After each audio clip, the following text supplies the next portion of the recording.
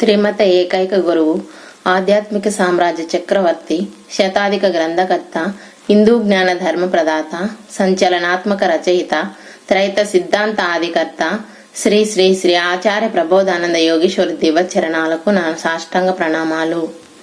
నా పేరు అనంతలక్ష్మి. పీలేరు కమిటీ, అయ్యవారిపల్లి గ్రామం, వాయిల్పాడు మండలం, అన్నమయ్య జిల్లా. క్రిస్మస్ సందర్భంగా నాకు ఇవ్వబడిన వాక్యం మత్తయి సువార్త 8వ అధ్యాయం 22వ వచనం. యేసు అతనిని చూచి, నన్ను వెంబడించుము,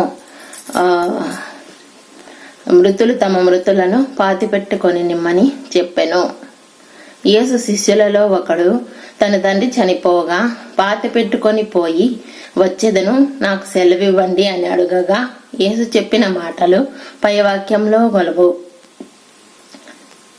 వాక్యంలో ఉన్నవి. యేసు చెప్పిన మాటలు అర్థం కాని విధంగా ఉన్నవి.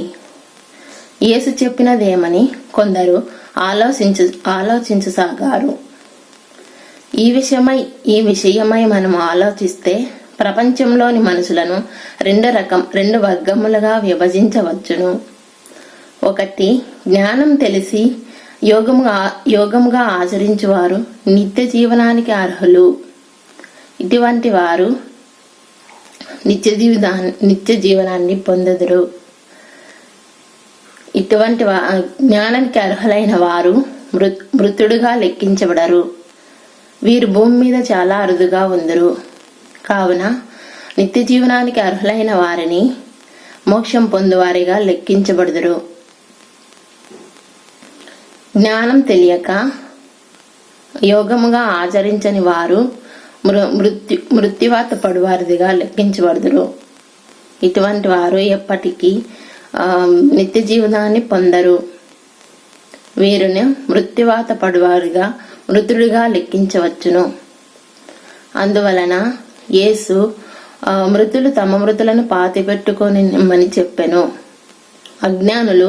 అజ్ఞానులను పాతిపెట్టుకొని చుందురు అని చెప్పెను.